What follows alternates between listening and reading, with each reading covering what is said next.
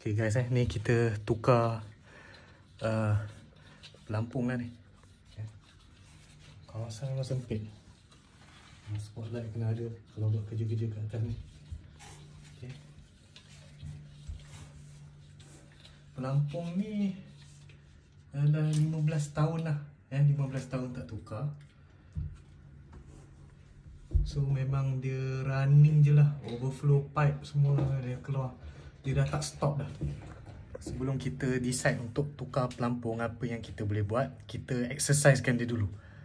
Pelampung tu kita main naik turun lah kan. Buat apa, ketuk-ketuk sikit, buang karat ke apa, biar dia stop lah function tu. After that dia boleh tahan lah maybe 6 bulan ke setahun ke kan.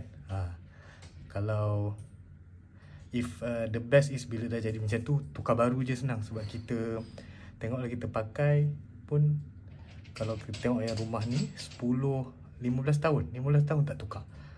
So kalau tukar baru, hilanglah masalah dia, insyaAllah.